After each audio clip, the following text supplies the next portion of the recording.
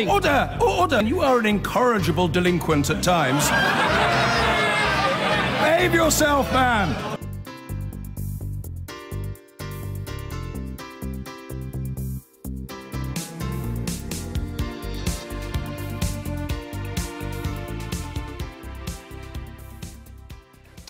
Yesterday's meeting of the full cabinet saw 25 ministers weigh in on the end state of Britain's relationship with the EU. Yeah, I bet you wish you were there.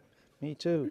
But with a renewed warning this week from the EU chief Brexit negotiator, he's called Michel Barnier, that the UK couldn't have a bespoke deal, his words, after Brexit, it hasn't become much clearer how things will look at the end of the process. Today, he said that the EU is aiming for any transition deal to end before December the 31st, 2020, which is interesting because that's less than 2 years after the official day of the UK's departure in March 2019. So what exactly are the current models and what does the British government want? Our Ellie is here to explain. Thank you very much, Andrew. Well, the hardest or cleanest break would be no free trade deal with the EU. The UK would trade under World Trade Organization rules and tariffs could be imposed on exports to the EU. The UK would be outside the single market, outside the customs union, end free movement of people, pay no ongoing EU contributions, but be free to make its own free trade deals with other countries. A similar situation to Turkey would see the UK outside the single market, but in a customs union with the EU in some sectors, although there'd be no payments and no free movement. Switzerland is outside the customs union and most of the single market, but pays some money into the EU, accepts free movement and accepts EU standards across more than 100 bilateral deals. The much talked about Norway model would see the UK as a member of the EEA, accepting all 4 freedoms of the EU single market, but outside the customs union. The Canada-EU deal, also known as CETA, was long in the making. It's considered an example for the EU as it significantly reduces tariffs and some non-tariff barriers, while not obliging Canada to be a member of the single market or customs union, accept free movement or pay into the budget. But crucially, the Canada deal doesn't make it easy to trade in financial services, a major component of the British economy. That's why the British government has continued to insist on a deep and special partnership, reflecting the nature of the UK's economy and the fact it's starting off in alignment with EU regulations. David Davis labelled such a model as Canada plus, but the viability of that option won't be clear before leaders of the EU 27 decide on their opening position in March. Well, this morning, Michel Barnier has been speaking. He said that the UK's red lines meant the final deal would take on a roughly familiar shape. All of these different models could strike a balance between benefits and obligations, and cross-checking that with the United Kingdom's red lines, own red lines, then, logically, for the economic side of our partnership, we'll be working on the basis of a free trade agreement, along the same lines as what we negotiated and signed most recently with Canada, also South Korea and Japan, even more recently. Well, that's Michel Barnier. We'll hear a lot more from him next year when stage 2 of the negotiations get going on Britain's departure from the European Union. We're now joined by a man we hear from all the time these days. We sent him to Brussels to try and hear less, but he's never off the screens. Adam Fleming. Adam, good to see you there. Now, it would seem from what Mr. Barnier is saying and what's being said in London from the government that it is a free trade deal we're looking at. There's going to be an argument over what kind of free trade deal, but it's a free trade deal. Yeah, I think it's now the 47th time I've heard Michel Barnier say something along these lines in the last 6 weeks. He's been going on and on and on about it. And his theory is this, which is if you take the UK's red lines, so no membership of the single market, no membership of the customs union, and no jurisdiction of the European Court of Justice after the transition period, that all adds up to the best the UK can be given by the EU is a free trade agreement along the lines of the FTA, as they call it, signed with Canada, South Korea, and Japan. And the way he sums it up, as you heard in that clip, was it's about the balance between the obligations and the benefits. So if you don't take the obligation of, say, free movement of people, then that limits the benefits that the EU will offer you in return. And that is the reasoning behind a slide, a PowerPoint slide that Michel Barnier has been showing to all and sundry, showing the different models that you get with the EU up here, a free trade deal down here, everything else in the middle matched to how it means that the red lines mean that the UK can't have that. So that's what he's going on about there. Now, I saw that PowerPoint. I did think it was a little bit confusing, but I'm more confused, Adam, by why Mr. Barnier continues to repeat himself and lay out this kind of bargaining position. Because, correct me if I'm wrong, but my understanding is the Council of Europe, which represents all the heads of state of the other 27, hasn't yet given him his marching orders. Is that right?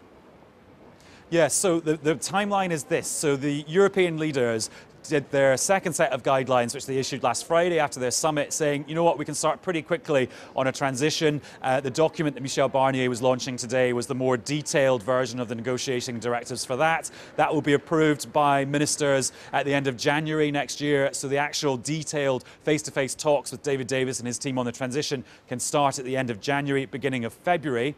Then what the EU wants is Mrs. May and her cabinet colleagues to have that big discussion and set out more detail about what they want, about the shape of the future relationship after 2019, after the transition period.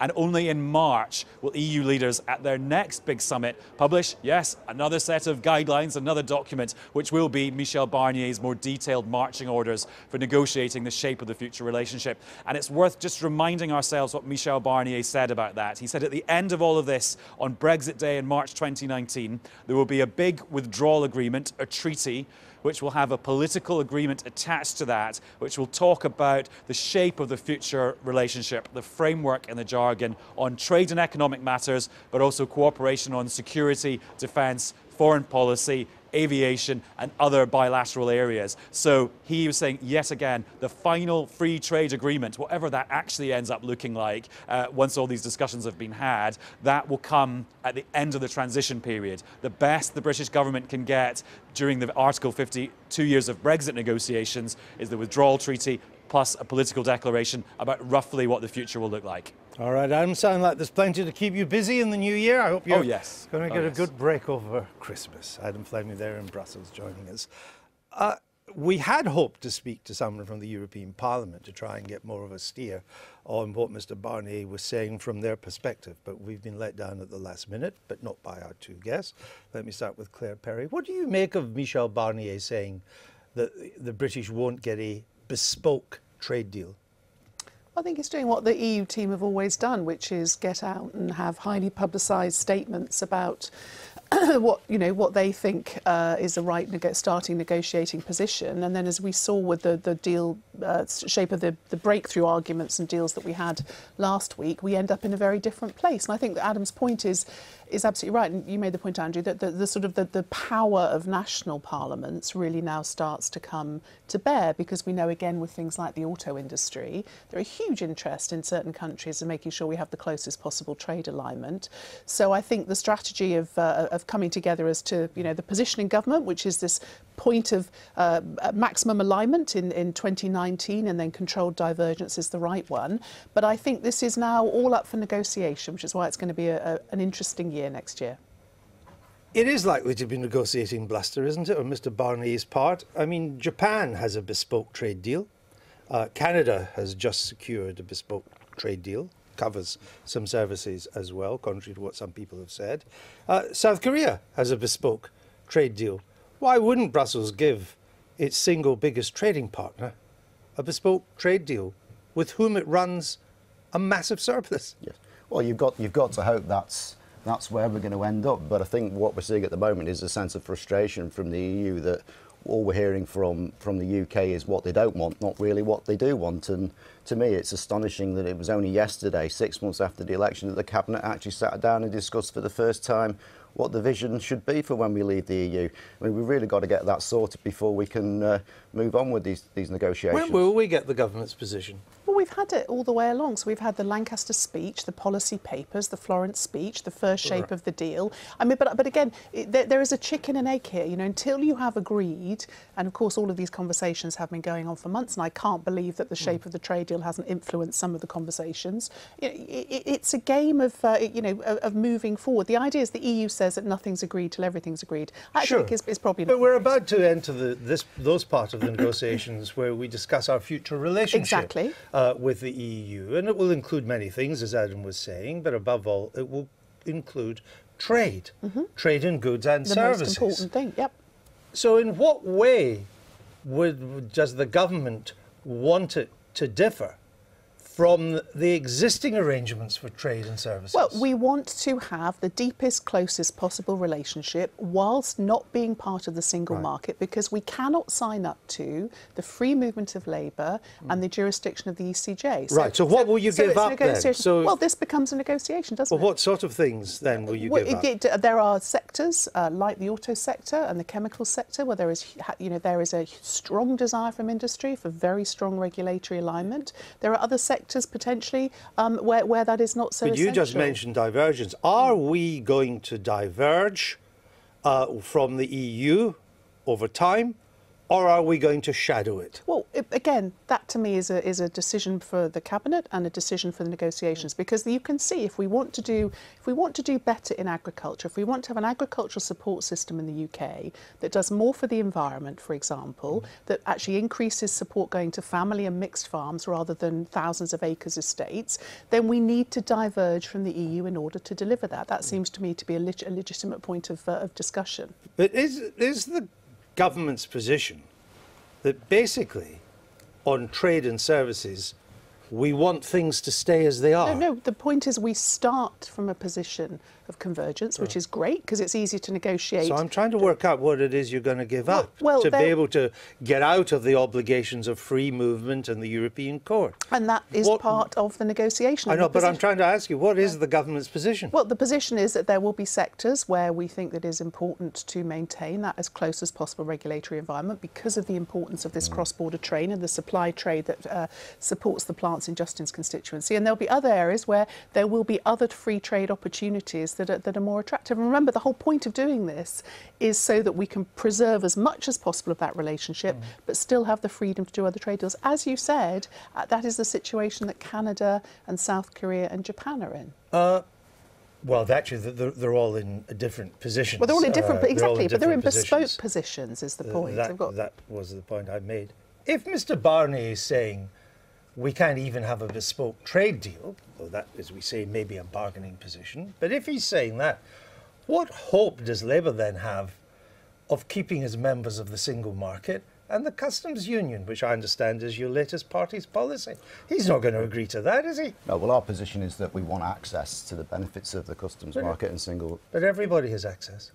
Well, even North Korea has access. It's about having unfettered access without barriers and But you can't have unfettered access unless you meet the conditions of membership. Well, that's why we need a bespoke deal. That's why we need to get on with the negotiations.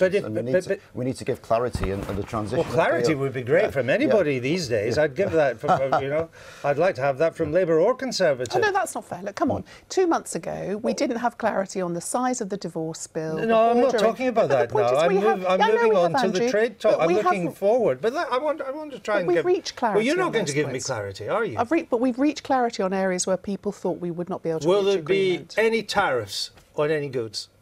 For negotiation. Right, so there's no clarity. Will services be included in the final deal? That, I assume, is a massively important ask for the negotiations, given how important they are to the economy. I come back again to the point. I'm not leading the negotiating team. No, but we're only a couple of weeks away from the new year when it starts. Can you give any indication of any major European figure that is prepared to have us stay as members of the single market and members of the customs union without meeting all the obligations that go with that. Has anybody indicated they would agree? No, we wouldn't be members. It would be about having access, and that is the important thing, because we want to make sure that our industries and our jobs are protected, and that means that we have to have very favourable trading arrangements. And I don't like. I don't. Yeah, yeah. But well, why don't you vote with us then, Justin? We want the same thing. Well, we also want Parliament to have a say on these things. We do too. You're giving the government. Let's not get it. I was trying to get to the substance. Let's not get to the process. In fact, I think we'll leave it there for now. I know when I'm not going to get any further. Very good afternoon. This is Sky News at 5 o'clock. We may be just 5 days away from Christmas, but there's been no winding down for Theresa May quite yet. At lunchtime, she faced the final PMQs of 2017, and she's now spent nearly 2 hours giving evidence before the Commons Liaison Committee, which is made up of the chairs of all the various select committees. Much of it, predictably, has focused on Brexit, with the Prime Minister denying that she begged for a full 2-year transition period after the UK leaves the EU. In any event, it seems she won't be getting it. This morning, the EU's chief negotiator said it should be over by the end of 2020, and that means it will last a maximum of 21 months. I haven't begged the European Union for 2 more years. If you look at what I said in the Lancaster House speech, you will see that we were already talking about the concept of a smooth and orderly process of withdrawing from the European Union. That is what the implementation period is about. This is not 2 more years to negotiate with the European Union. This is about 2 years when practically both businesses and governments will be able to put in place the changes necessary to move from the current relationship to the future partnership that we will have. It should be of a short and specific duration. At Florence, Theresa May in her speech referred to a maximum of 2 years. Our position, the European Commission's position, is that this would run logically to the 31st of December 2020, because that's also the end of, that's also the duration of the current multi-annual financial framework. Our chief political correspondent John Craig standing by in Westminster for us this afternoon. She got a proper grilling, didn't she? She's more of a sort of cricket night watchman, though, batting it back towards them. All this with 5 days away from Christmas. She's still putting the hours in.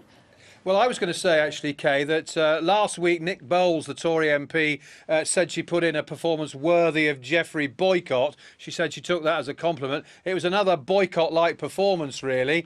As you were saying, the Brexit dominated the hearing. It was 1 hour and 45 minutes in total, of which 1 hour and 10 minutes was taken up by 9 senior MPs asking about Brexit. Questions about the Irish border, the £39 billion divorce bill, which agencies were staying in. Even one from Angus MacNeil of the SNP about Spanish political prisoners, more on Northern Ireland. And then this very tetchy exchange between the Prime Minister and her old foe, the former Shadow Home Secretary, Yvette Cooper. This is when it started to get heated. The principle of what we want to do is to ensure that Parliament is able to have what we have always said would be a meaningful vote before, as I say, before the European Parliament has its vote, and before we then bring that agreement into the legislation here in the United Kingdom. But the bit that ensures that that withdrawal agreement is in UK law will be the EU withdrawal agreement and implementation bill. And will that happen before the treaty is ratified? Yes or no? Well, it depends what you're talking about by formal ratification of the treaty, because there were various processes in this. Before we can't bring a withdrawal agreement bill before the House unless we've got an agreement, a withdrawal agreement. So that, I mean, that's just, you know, so the answer is no. You have to have. No vote on statute. But Parliament will have voted on that withdrawal agreement. Parliament will have had its say. Well, after the 1 hour and 10 minutes on Brexit, there were 3 questions on social care, a couple on social mobility. Well, when she left, she might have been all smiles, but the hearing did end with a bit of a row between Sarah Wollaston, who chairs the committee, and the Prime Minister. This is over a complaint by the Defence Select Committee that the government is preventing the National Security Advisor, Mark Sedwill, from appearing before the Defence Select Committee.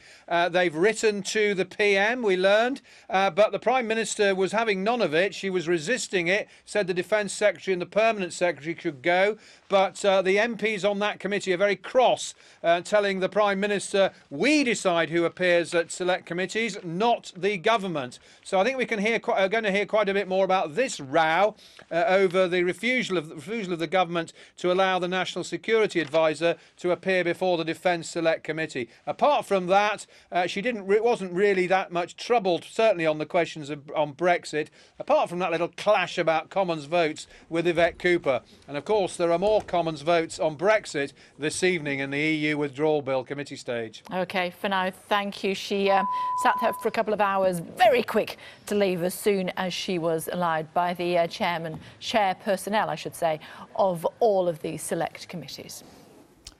Now to the Brexit talks and a new challenge from the EU's chief negotiator. Michel Barnier says he wants the transition period after Britain legally leaves the EU to be shorter.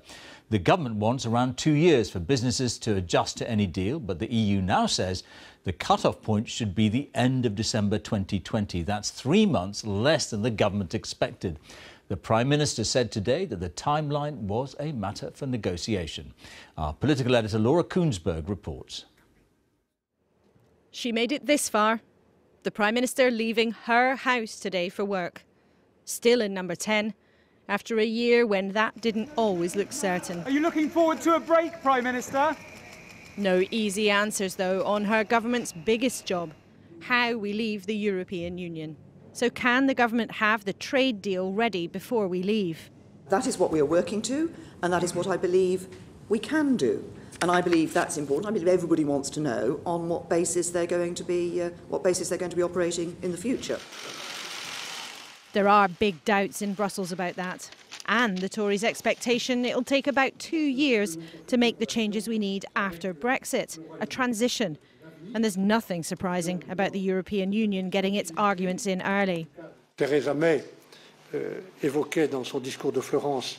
The chief negotiator telling Theresa May today we'll have to stick to all of the rules during transition, and that period will have to be over by the end of 2020, earlier than she believes. Devrait être le 31 décembre 2020.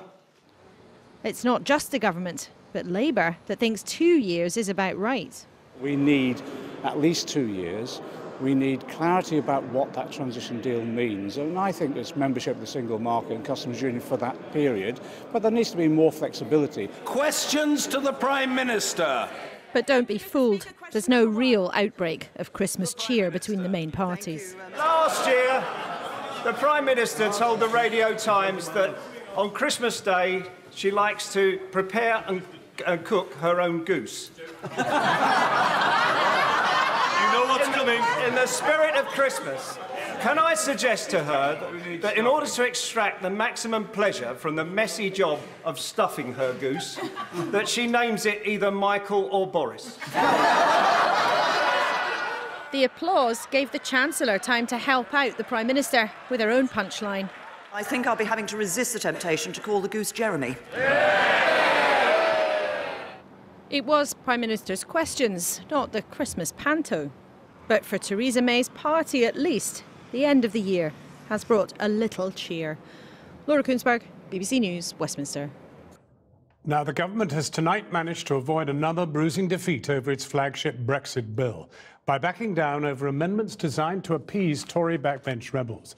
At Prime Minister's questions, Theresa May said there could be a delay in the Brexit date in exceptional circumstances. Mrs May later faced more detailed questions on Brexit from some of Parliament's most senior MPs. Let's go live now to our political correspondent, Michael Crick. Michael. Well, John, MPs are now into the final couple of hours of the gruelling committee stage of this bill. It's lasted 8 days and they'll be holding a series of 6 or 7 votes around about 9 o'clock. The government's not likely to lose any of those votes thanks to this compromise brokered over the last few days, whereby on this whole question of the date of Brexit, the 29th of March 2019 as the government proposes, MPs towards the end, if it looks like more negotiations are needed, MPs will be allowed to have a vote perhaps delaying that Brexit date, although Mrs May in the Commons at question time made it clear. She said, we are going to leave on the 29th of March 2019, and that date would only be delayed in exceptional circumstances. It's been a busy day for the Prime Minister. This afternoon she was before what's called the Liaison Committee, which involves all the chairmen of the select committees here in the Commons,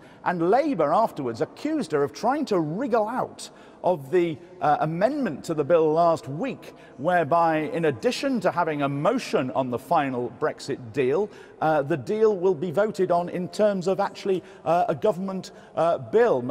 Yvette Cooper, the chairman of the Home Affairs Select Committee, time and again asked her whether that bill, the vote on the bill, would be before the deal was ratified by Britain and our European partners. This is how some of the exchanges went. On the process, now that Amendment 7 is in, can you confirm that there will be a vote on a statute before the withdrawal treaty is ratified? What we're talking about in terms of the process on the withdrawal treaty is that there will be a vote in Parliament, which we've always said will be a meaningful vote on the withdrawal agreement, which would take place, we would expect it to be able to take place before the European Parliament has had their vote. There would then be a subsequent process that Parliament will go through, inputting the withdrawal agreement and implementation bill through Parliament. So that is what would put the withdrawal agreement into the legal status here in the United Kingdom. Sure, but now that Amendment 7 has been passed by Parliament, can you confirm that that means there will now be a vote on a statute on the withdrawal agreement before the withdrawal agreement is ratified? Well, it depends what you're talking about in terms of before there has to be a process. We have to have an agreement. Process. We have to have a withdrawal agreement before we can bring a withdrawal agreement bill into Parliament for Parliament to agree that withdrawal agreement bill.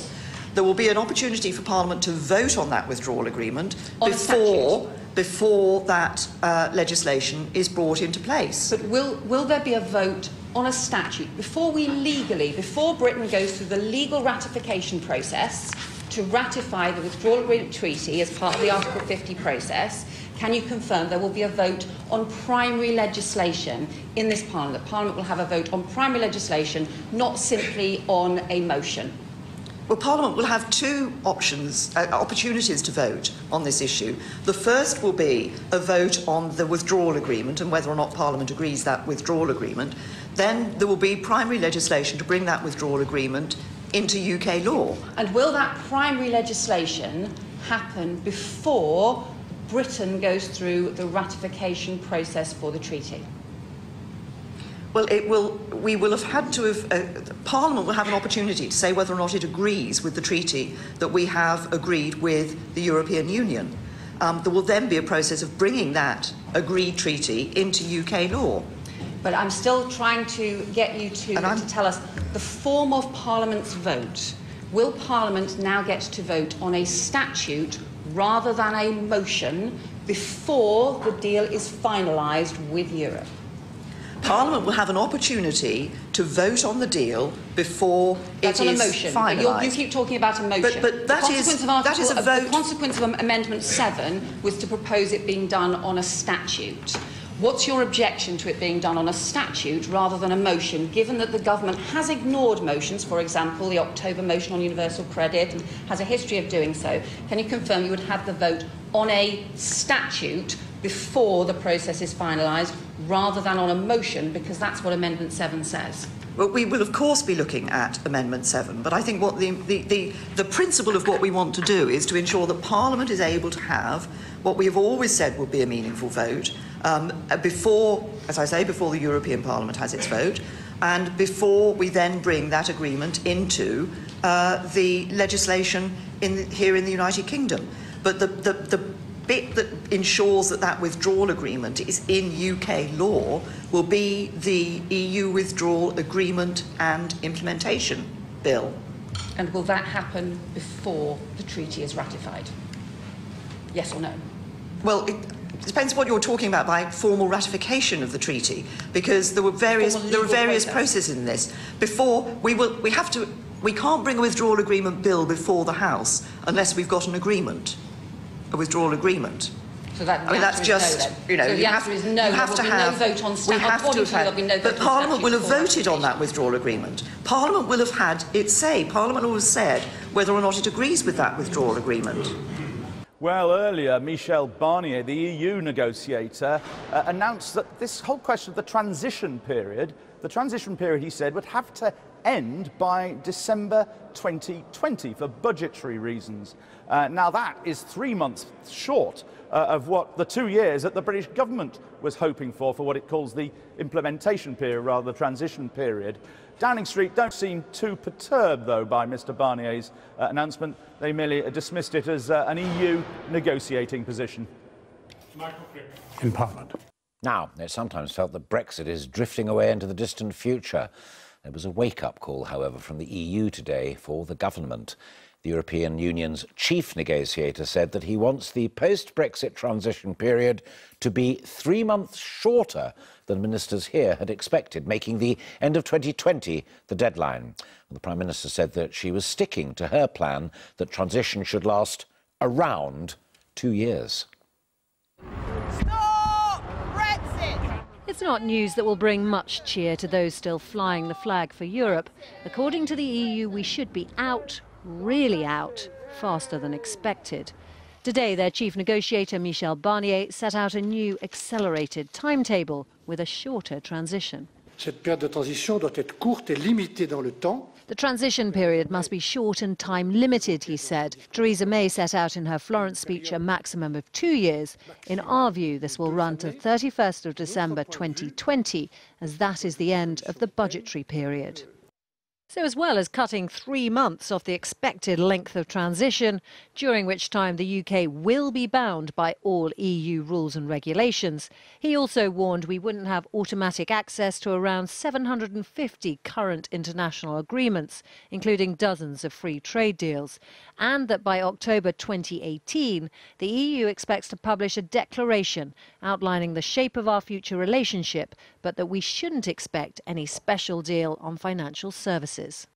Which didn't please some Brexiteers as the Prime Minister was grilled on the guidelines before a committee of MPs. It reads very much like an ultimatum.